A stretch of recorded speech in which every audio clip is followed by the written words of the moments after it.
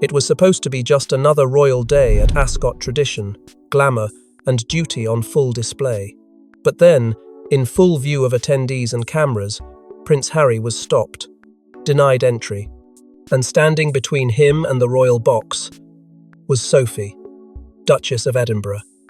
The moment lasted seconds, but the fallout would last far longer. Before we go deeper into what this really means for the royal family, make sure to subscribe so you don't miss a single update. The murmurs began before the words. Onlookers watched, frozen, as Prince Harry, once second in line to the throne, was brought to a halt by a woman who had long been considered the quiet backbone of the monarchy. Sophie Wessex, now Duchess of Edinburgh, wasn't there to greet him. She was there to block him. A brief exchange, hushed, tense, and visibly strained, left Harry visibly stunned. Security, unsure of protocol in this unscripted confrontation, hesitated. Meghan, who had accompanied him to Ascot, reportedly paused several paces behind, sensing the air shift. The symbolism was immediate and brutal. This wasn't a private family disagreement, it was a public declaration. Sophie, once seen as neutral ground within the firm, had taken a side, and she'd taken it with unmistakable intent. The cameras caught it, the tabloids ran wild, but beneath the headlines, royal insiders knew. This wasn't an accident. It was a reckoning long in the making.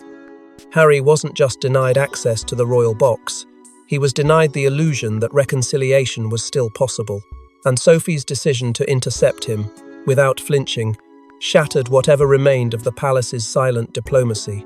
No one had expected this fracture to play out in the bright summer glare of Ascot, but it had, and it was irreversible. But to understand what really happened that day, we have to step back, because this wasn't just about Ascot. It was about power, loyalty, and revenge. While headlines have long obsessed over Harry and William's feud, few noticed the colder, quieter war brewing behind palace walls between the once reserved Sophie and the outspoken Sussexes. But resentment doesn't always explode. Sometimes it waits, and Ascot, it seems, was its battleground. Sophie was never meant to be a power player. For years, she mastered the art of subtlety, nurturing bonds behind the scenes, including a notably warm relationship with both princes. She had been there through their grief, their growing pains, and their early adult transitions into royal life. But everything shifted when Meghan Markle entered the picture. Sophie, who had spent decades navigating the unspoken rules of the firm, reportedly tried to offer guidance to the new Duchess. Yet what began as quiet mentorship was met with resistance, and then silence. After the Oprah interview detonated across the globe, Sophie's role changed overnight. Where once she had been the bridge between old and new, she was now the gatekeeper of royal tradition, accused privately of siding with the institution over family. Meghan's remarks about royal coldness, hierarchy, and silencing weren't just taken as political statements. They were received as personal affronts, especially by Sophie, who had endured the same institution, yet never turned her back on it. She saw herself not as a relic of outdated power, but as its quiet protector. The palace itself began to fracture into two clear camps: those who embraced visibility, media, and emotional openness, and those who remained devoted to the code of discretion and control. Sophie stood firmly in the latter. And though she said little publicly, within royal circles, her loyalty became a quiet force, formidable, unmoving, and absolute. The warmth once shared with the Sussexes cooled into ritualistic politeness, then into silence. Invitations stopped. Eye contact waned, and when Ascot arrived, Sophie's decision to intervene wasn't impulsive, it was years in the making. The breaking point had come not with a scream, but with a look, a quiet war waged not through words, but choices. And yet, beneath Sophie's poised smile was a loyalty far deeper and far more dangerous than most understood. Many believed the monarchy's icy stance toward Harry was simply personal. But palace insiders whisper of a much more deliberate move. King Charles using Sophie as a line of defense, not out of spite, out of strategy. After the coronation, Charles stood at a crossroads. The monarchy was slimmer, quieter, more curated but also more vulnerable. With the Sussexes continuing their global campaign of revelations and emotional transparency, Charles faced a dilemma. Remain passive and let the institution bleed, or take control of the narrative. He chose control. And to do that, he needed loyalty, unshakable, unimpeachable loyalty. In Sophie and Edward, he found it. Their recent elevation was no ceremonial favor.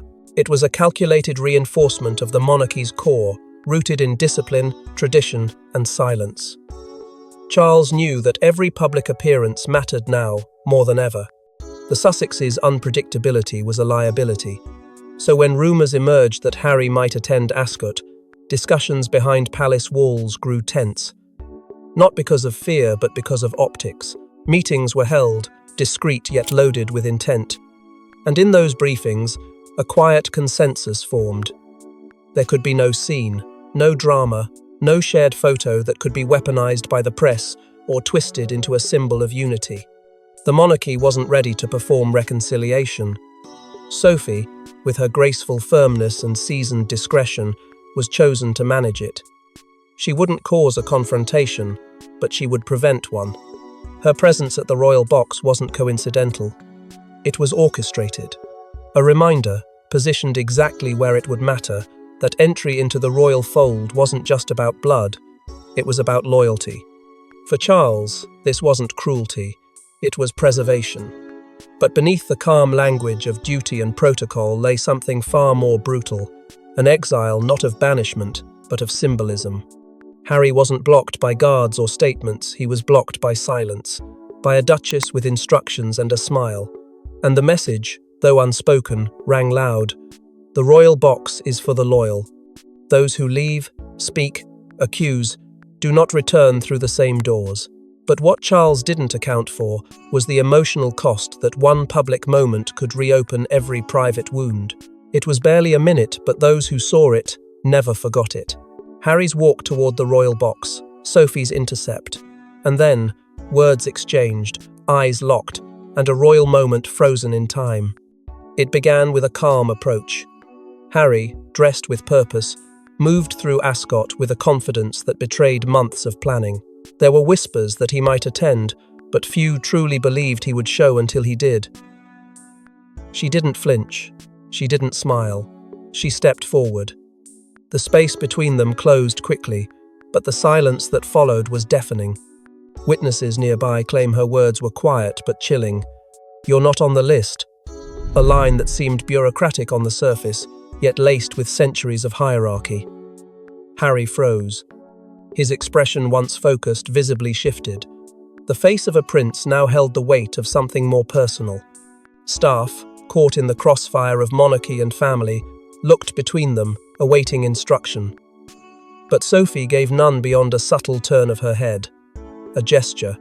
Security responded with hesitance, unsure if this was protocol or theatre. But Sophie knew exactly what she was doing. She didn't raise her voice. She didn't escalate. She upheld the moment with a grace that cut deeper than defiance. Meghan, watching from a distance, didn't move forward. She knew. She'd seen this kind of moment before, silent, brutal, final. And so she stayed where she was, the distance between them suddenly more than physical. Around them, Ascot continued. The crowd cheered, horses thundered, champagne glasses clinked. But the emotional rupture at the edge of the royal box was felt like a tremor beneath the surface. What lasted seconds carried the power of years of decisions made, bonds broken, and truths that could no longer be denied. No shouting, no spectacle. Just a single line, a look, and the unspoken confirmation that Harry was no longer part of the inner sanctum.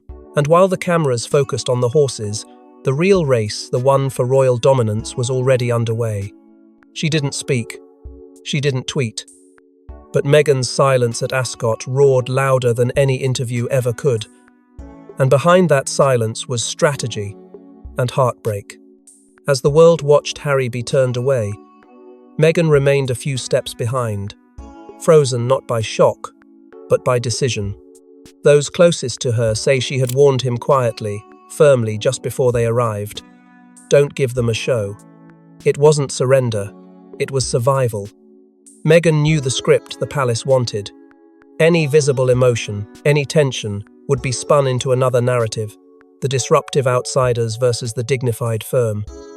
And so, she chose stillness. No gestures, no confrontation, just presence.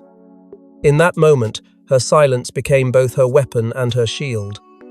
But behind that composure was a truth only a few understood. This wasn't her first exclusion. From the moment Meghan joined the royal family, whispers turned into headlines, glances became cold shoulders, and formalities disguised frigid dismissals. Ascot was simply the latest chapter in a saga that had always cast her as the outsider. Yet this time, the cameras didn't catch her falter. She stood just far enough to be overlooked, but close enough to be undeniable. The press, however, couldn't agree. Some painted her as poised and dignified, the calm in a storm of royal hostility. Others suggested she had been humiliated again, forced to accept her place outside the monarchy's tightly locked gates. But while headlines debated, Meghan's inner circle acted. Without noise or confrontation, her media team quietly began their counter-narrative leaks to friendly outlets, subtle messaging about restraint, strength, and grace under fire. No direct quotes, no accusations, just framing. Meghan wasn't the problem. She was the proof. Proof that no matter how careful she was, how quiet, how composed, she would never truly be seen as one of them. The message was clear. She had shown up not to reclaim a role, but to make a point. That her silence, her distance, was not weakness. It was power reclaimed.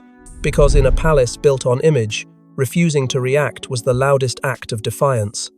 But while Meghan kept calm, Harry's world began to tilt, because what was denied wasn't just entry, it was belonging. Back in the day, Sophie was like an aunt, or even a sister to Harry. She stood at Diana's funeral, held his hand at public events. And now, she was the one who turned him away. In private, Harry unraveled.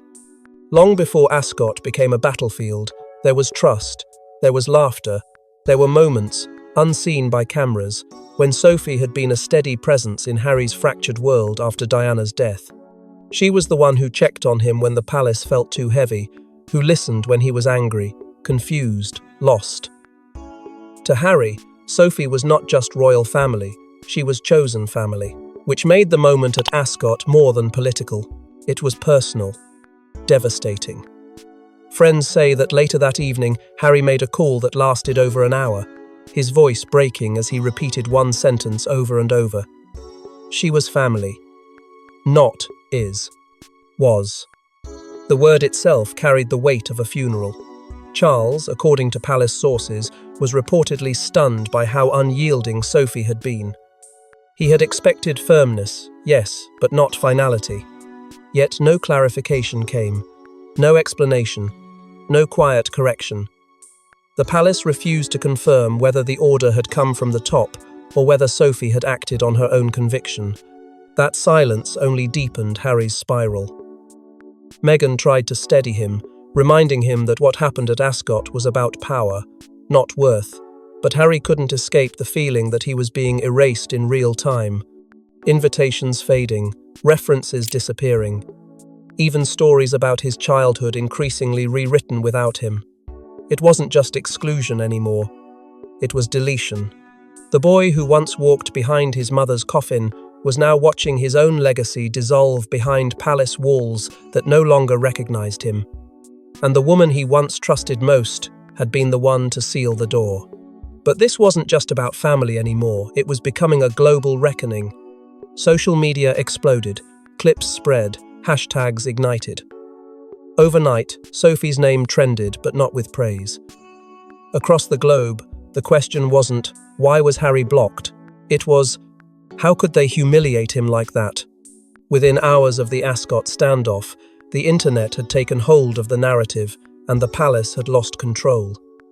Videos of Sophie turning Harry away racked up millions of views. Twitter threads dissected every micro-expression, every second of silence, and TikTok lit up with fiery commentary, most of it skewering the royal family for what was being called a calculated, cold-blooded spectacle. For years, the monarchy had managed to walk the line between controversy and control. But this time, the performance was too raw, too public, too cruel. American media outlets didn't hold back. Royal pettiness on parade read one headline, while another accused the firm of staging a humiliation that could backfire on the global stage. Public sympathy, long a pendulum swinging between skepticism and support, came crashing back toward Harry and Meghan. Suddenly, they weren't the rebels, they were the victims, abandoned, targeted, exiled in plain sight. Celebrities chimed in too. A-list names, many of whom had once stayed diplomatically quiet, began posting thinly veiled criticisms. One even called it the coldest public rejection since Wallis Simpson. British tabloids scrambled to manage the backlash.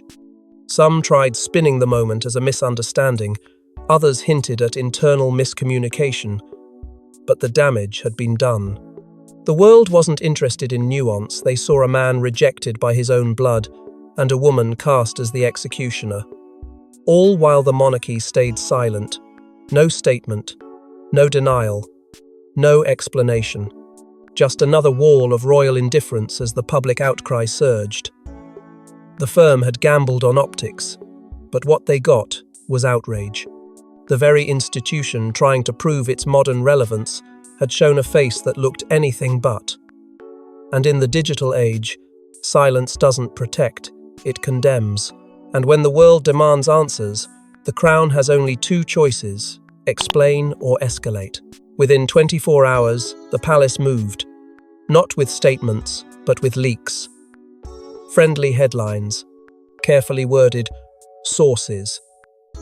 The game was no longer about damage control, it was about rewriting the narrative. Suddenly, the story began to bend. Quietly, almost imperceptibly, the tone of coverage shifted. Anonymous insiders began whispering to trusted outlets that it had all been a misunderstanding, a security confusion, a clerical misstep. Harry hadn't been formally invited.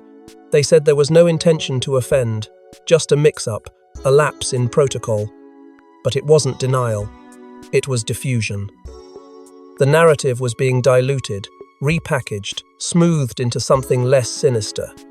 Meanwhile, Sophie, who had become the unexpected face of royal ruthlessness, was seen smiling at a separate engagement, perfectly composed. No comment, no acknowledgement, just image control.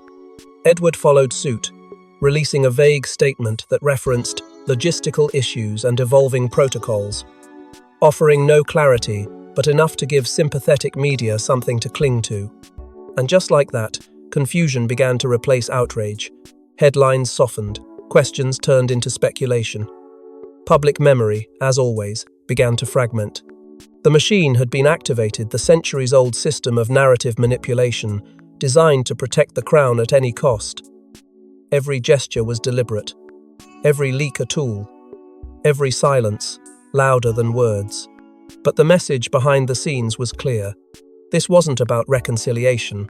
This was about dominance. The monarchy was reminding the world that it could still bend the story, still bury the truth beneath layers of politeness and protocol.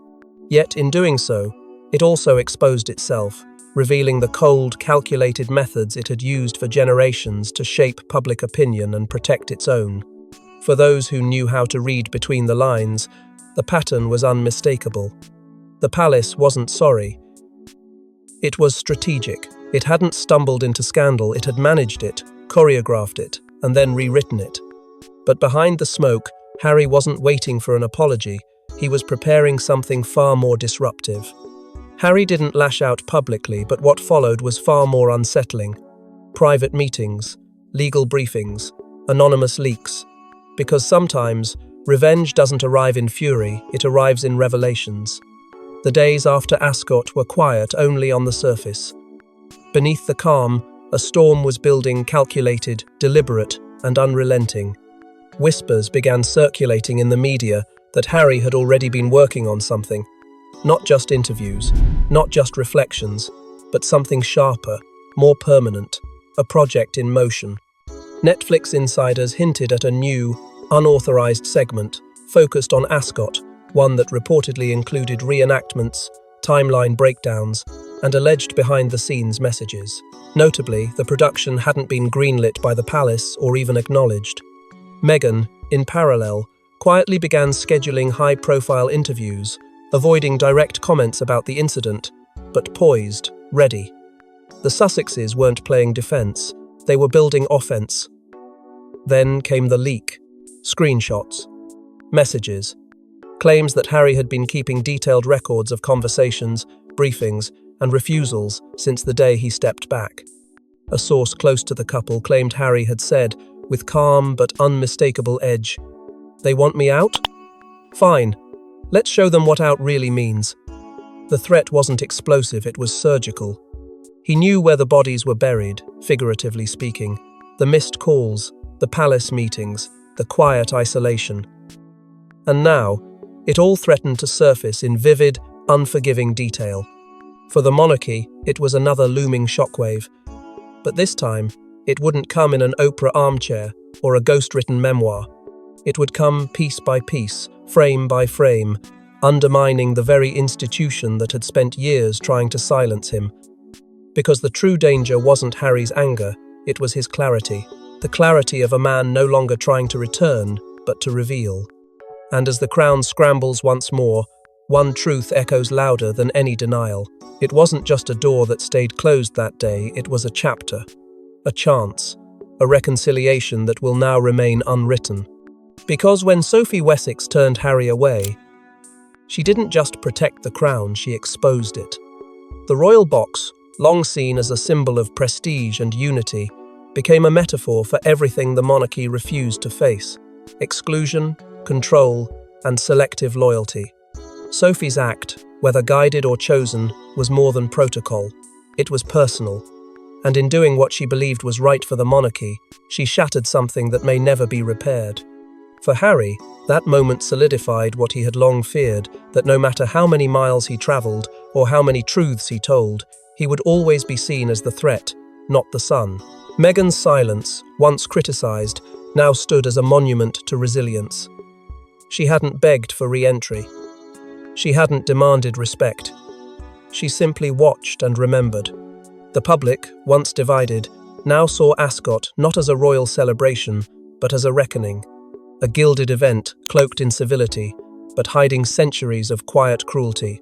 The monarchy, still draped in tradition, found itself cracking beneath modern scrutiny.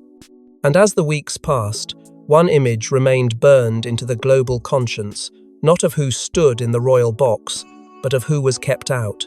Because in a monarchy built on appearances, it was never about who stood in the box, but who was kept out of it. Thanks for watching. Don't forget to like and subscribe, and we will see you in the next one.